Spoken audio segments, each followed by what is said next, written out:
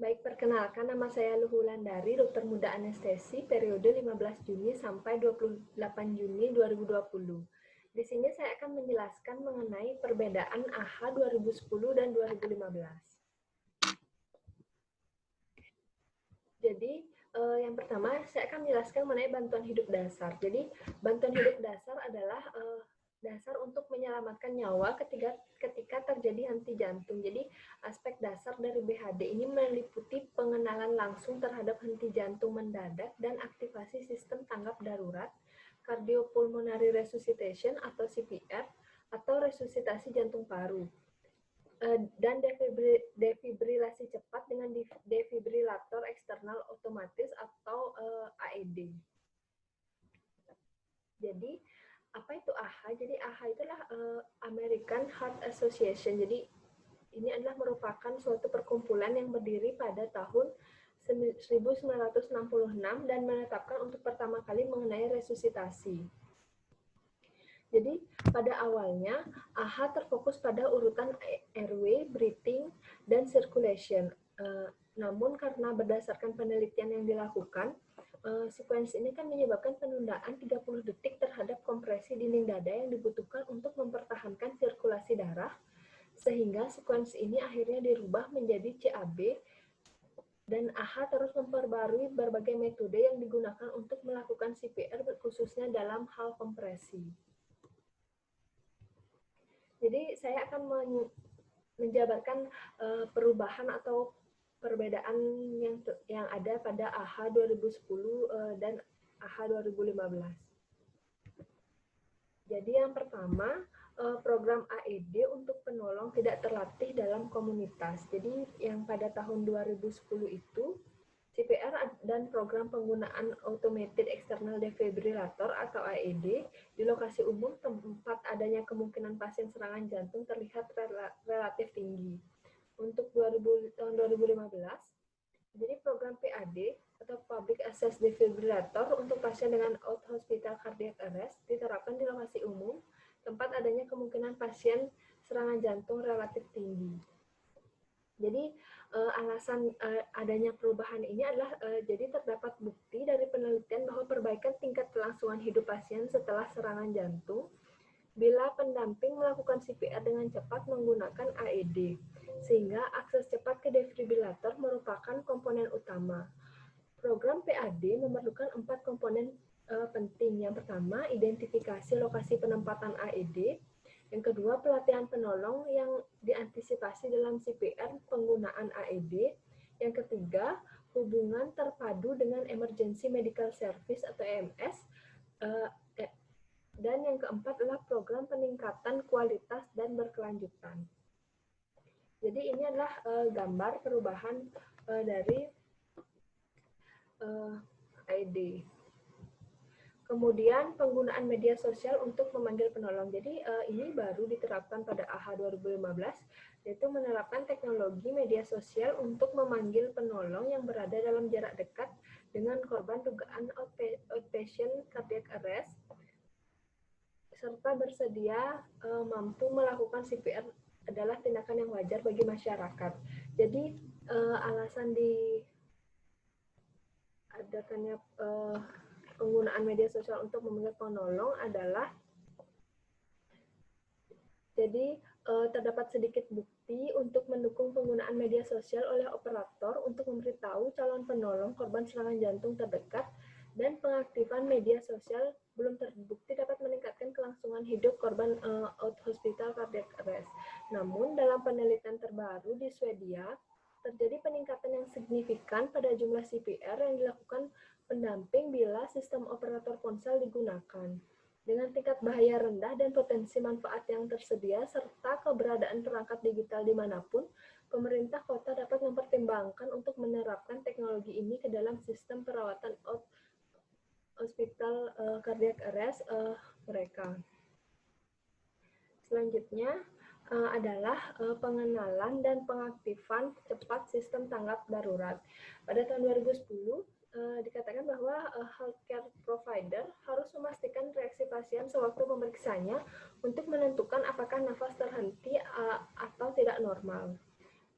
Adanya Lalu pada tahun 2015 diperbaharui menjadi healthcare provider itu harus meminta bantuan terdekat bila mengetahui korban tidak menunjukkan reaksi, namun akan lebih praktis bagi HCP untuk melakukan dengan menilai pernapasan dan denyut secara bersamaan.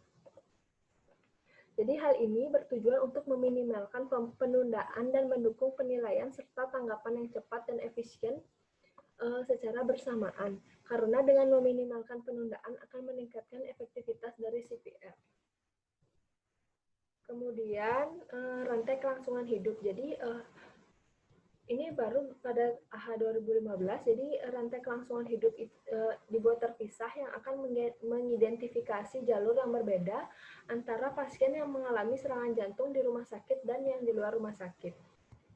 Jadi ini adalah rantai kelangsungan hidup hospital cardiac arrest dan out hospital cardiac arrest. Jadi pasien yang mengalami out hospital cardiac arrest mengandalkan masyarakat untuk memberikan dukungan. Jadi penolong tidak terlatih harus mengenali serangan, meminta bantuan dan memulai CPR serta memberikan defibrilasi hingga tim penyedia layanan medis darurat yang terlatih mengambil alih lalu memindahkan pasien ke unit gawat darurat atau laboratorium kateterisasi jantung.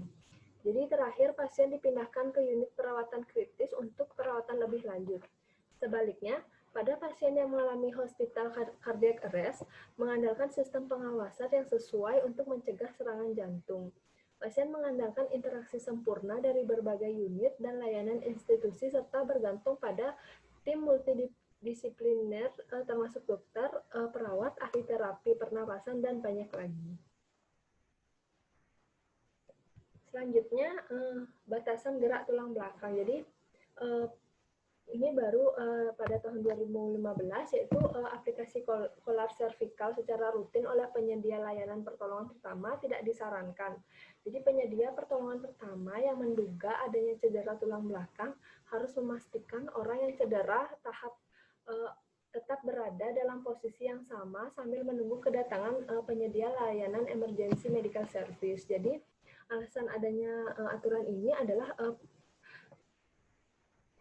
penelitian yang menunjukkan adanya efek negatif seperti bertambahnya tekanan intrakranium dan penurunan jalan nafas dengan penggunaan kolar servikal. Jadi, teknik yang tepat untuk menggunakan kolar servikal pada pasien berisiko tinggi memerlukan pelatihan yang signifikan agar dilakukan dengan benar. Selanjutnya adalah penekanan pada kompresi dada. Jadi, pada AHA 2010, dikatakan bahwa melakukan kompresi dada dan nafas buatan untuk korban serangan jantung adalah tindakan yang perlu dilakukan oleh emergency medical service dan penolong profesional di lingkungan rumah sakit. Maka diperbaharui pada AHA 2015 dan dikatakan bahwa melakukan kompresi dada dan menyediakan ventilasi untuk semua pasien dewasa yang mengalami serangan jantung adalah tindakan yang harus dilakukan oleh healthcare provider, baik yang disebabkan maupun tidak disebabkan oleh jantung. Jadi lebih lanjut, penting bagi healthcare provider untuk menyesuaikan urutan tindakan penyelamatan berdasarkan penyebab utama serangan. Alasan diperbaharui ini adalah CPR hanya kompresi direkomendasikan untuk penolong yang tidak terlatih karena relatif mudah bagi operator untuk memandu dengan instruksi melalui telepon. Healthcare provider diharapkan menerima pelatihan mengenai CPR dan secara efektif dapat menjalankan kompresi dan ventilasi. Namun, prioritas untuk penyedia layanan medis, terutama jika bertindak sendiri, harus tetap mengaktifkan sistem tanggap darurat dan menjalankan kompresi dada. Mungkin terdapat kondisi yang harus terjadi perubahan urutan, misalnya ketersediaan AED yang dapat dengan cepat diambil dan digunakan oleh penyedia layanan medis. Kemudian kejut atau CPR terlebih dahulu. Pada AHA 2010 dikatakan bahwa bila penolong menyaksikan terjadinya serangan jantung di luar rumah sakit dan AED tidak tersedia di lokasi, penolong tersebut harus memulai CPR dengan kompresi dada dan menggunakan AED sesegera mungkin. Healthcare provider yang menangani pasien serangan jantung di rumah sakit dan fasilitas lainnya dengan AED atau defibrilator yang tersedia di lokasi harus segera memberikan CPR dan menggunakan AED segera setelah tersedia. Rekomendasi ini dirancang untuk mendukung CPR dan defibrilasi awal, terutama bila AED tersedia beberapa saat setelah terjadinya serangan jantung mendadak. Kemudian pada AHA 2015 dikatakan bahwa untuk pasien dewasa yang mengalami serangan jantung dan terlihat jatuh saat AED dapat segera tersedia, penting bahwa defibrilator digunakan secepat mungkin. Untuk orang dewasa yang mengalami serangan jantung tidak terpantau atau saat AED tidak segera tersedia, penting bila CPR dijalankan sewaktu peralatan defibrilator sedang diambil dan diterapkan. Dan bila defibrilasi jika diindikasikan diterapkan segera setelah perangkat siap digunakan. Jadi alasan ini adalah meskipun banyak penelitian telah menjawab pertanyaan apakah terdapat manfaat dengan menggunakan kompresi dada sesuai durasi yang ditentukan, biasanya 1,5 hingga 3 menit sebelum menerapkan kejut, seperti dibandingkan dengan penerapan kejut segera setelah AED dapat disiapkan, namun tidak terdapat perbedaan antara kedua hasil yang ditampilkan. CPR harus diberikan saat bantalan AED diterapkan dan hingga AED siap menganalisis ritme. Kemudian kecepatan pada kompresi dada. Di sini ada perubahan pada AHA 2010 dikatakan bahwa pada orang dewasa dilakukan kompresi dengan kecepatan minimal 100 kali per menit. Maka pada AHA 2015 diperbaharui menjadi pada orang dewasa dilakukan kompresi dengan kecepatan 100 sampai 120 per menit. Jadi kompresi ini akan menciptakan aliran darah terutama dengan menambah tekanan intratoraks. Jadi ini adalah analoginya jika jumlah kompresi diberikan dipengaruhi oleh kecepatan kompresi dan gangguan. Jadi jumlah total kompresi yang diberikan saat resusitasi berlangsung adalah faktor penentu utama kelangsungan hidup dari serangan jantung. Jadi jumlah kompresi yang diberikan dipengaruhi oleh kecepatan kompresi, yaitu frekuensi kompresi dada per menit dan oleh fraksi kompresi, bagian dari total waktu CPR saat kompresi dijalankan. Peningkatan kecepatan kompresi dan fraksi meningkatkan jumlah total kompresi yang diberikan. Fraksi kompresi ditingkatkan dengan mengurangi jumlah dan durasi gangguan apapun dalam kompresi. Jadi, analoginya dapat ditemukan dalam perjalanan mobil. Bila melakukan perjalanan mengendarai mobil, jumlah mil yang dilalui dalam sehari dipengaruhi bukan hanya oleh kecepatan atau laju perjalanan, namun juga oleh jumlah dan durasi setiap penghentian atau gangguan dalam perjalanan. Berkendara 60 mil per hour dapat tanpa gangguan berarti jarak tempuh sebenarnya adalah 60 mil per jam. Berkendara 60 mil per jam dengan berhenti selama 10 menit, berarti jarak tempuh sebenarnya adalah 50 mil per jam. Semakin sering dan semakin lama penghentian, maka jarak tempuh mil sebenarnya akan berkurang. Jadi, saat CPR berlangsung, penolong harus memberikan kompresi yang efektif pada kecepatan 100 hingga 120 kali per menit dan kedalaman yang sesuai waktu meminimalkan jumlah dan durasi gangguan dalam kompresi dada. Komponen tambahan CPR berkualitas tinggi mencakup membolehkan recoil dada sepenuhnya setelah setiap kompresi dan mencegah ventilasi yang berlebihan. Kemudian aturan dalam kompresi dada. Jadi pada tahun 2010 dikatakan bahwa tulang dada orang dewasa harus ditekan minimal sedalam 2 inci atau 5 cm. Pada tahun 2015 diperbaharui menjadi sewaktu melakukan CPR secara manual, penolong harus melakukan kompresi dada hingga kedalaman 2 inci 5 cm untuk dewasa rata-rata dengan tetap menghindari kedalaman kompresi dada yang berlebihan atau lebih dari 2,4 inci yaitu 6 cm. Jadi alasannya adalah kompresi akan menciptakan aliran darah terutama dengan menambah tekanan intratoraks dan secara langsung mengkompresi jantung. Jadi yang akan menghasilkan aliran darah dan penyaluran oksigen yang penting ke jantung dan otak. Selain merekomendasikan kedalaman minimal 5 cm dan kedalaman maksimum 6 cm, juga disarankan untuk mencegah komplikasi. Kemudian aturan pada recoil dada. Jadi pada tahun 2010 dikatakan bahwa penolong harus membolehkan recoil penuh dinding dada setelah kompresi agar jantung terisi sepenuhnya sebelum kompresi berikut dilakukan. Pada tahun 2015 diperbaharui menjadi penolong tidak bertumpu di atas dada saat melakukan kompresi untuk mendukung recoil penuh dinding dada pada pasien dewasa saat mengalami serangan. Jadi ini adalah gambar untuk recoil dada yang benar. Jadi recoil penuh dinding dada terjadi bila tulang dada kembali ke posisi alami atau netralnya saat fase dekompresi CPR berlangsung. Recoil dinding dada memberikan relatif tekanan intratoraks negatif yang mendorong pengembalian vena dan aliran darah kardiopulmonari. Recoil tidak penuh akan meningkatkan tekanan intratoraks dan mengurangi pengembalian vena, tekanan perfusi koroner, dan aliran darah miokardium.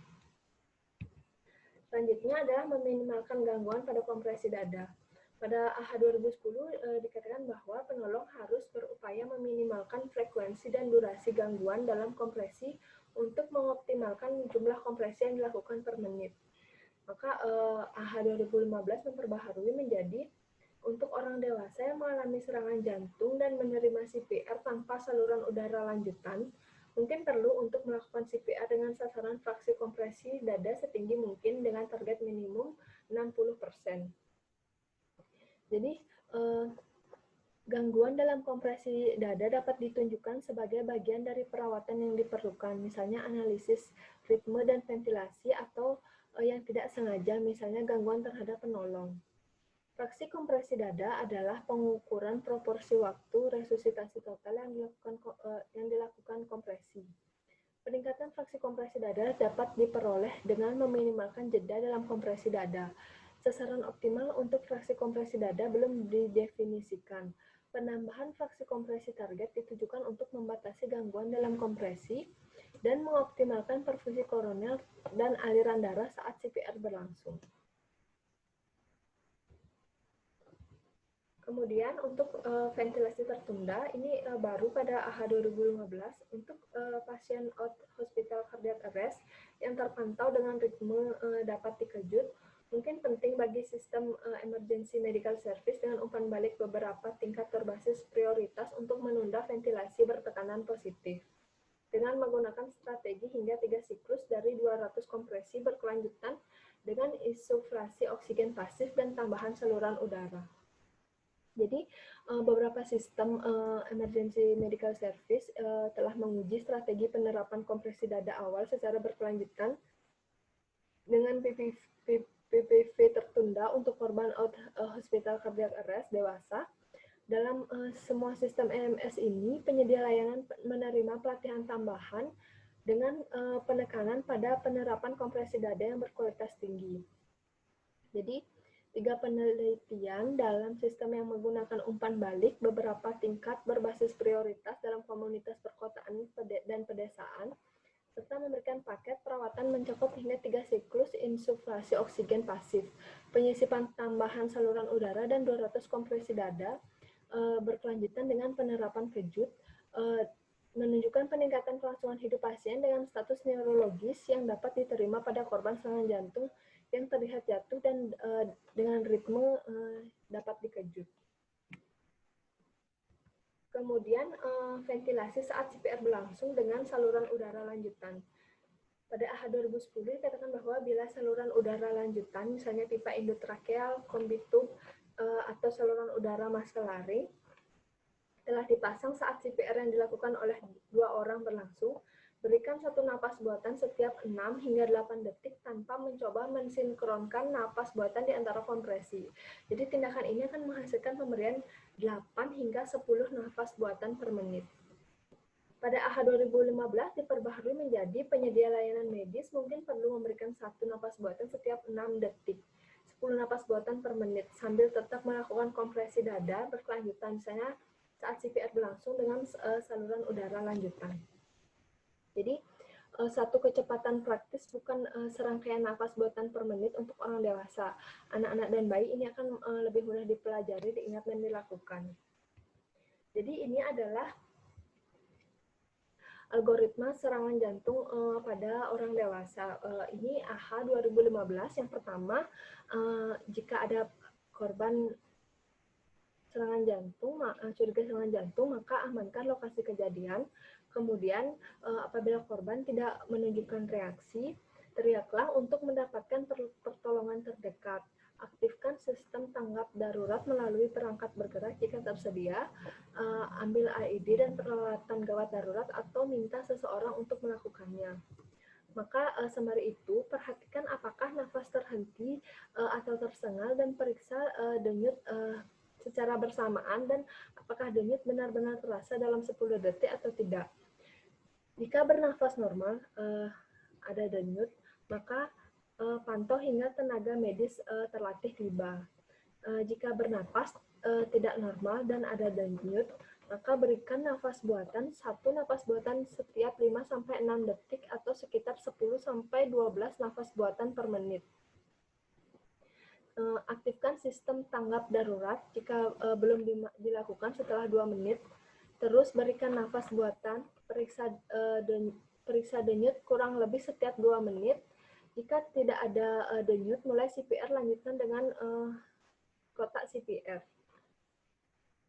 Jika kemungkinan terjadi overdosis opioid, berikan naloxone sesuai protokol jika berlaku. Jadi, jika nafasnya terhenti atau tersengal dan tidak ada denyut, maka lanjutkan dengan CPR, mulai siklus 30 kompresi dan 2 nafas buatan. Gunakan AED segera setelah tersedia. Jika AED sudah tersedia, maka periksa ritme detak jantung. Apakah ritme dapat dikejut? Jika ya, ritme dapat dikejut, maka terapkan satu kejut. Segera lanjutkan dengan CPR kurang lebih selama 2 menit, hingga AED membolehkan pemeriksaan ritme. Lanjutkan hingga tenaga ALS mengambil alih atau korban mulai bergerak. Jika tidak, ritme tidak dapat dikejut, segera lakukan dengan CPR kurang lebih selama 2 menit hingga AED membolehkan pemeriksaan ritme. Lanjutkan hingga tenaga ALS mengambil alih atau korban mulai bergerak. Jadi sekian presentasi saya mengenai perbedaan pada AHA 2010 dan 2015. Terima kasih.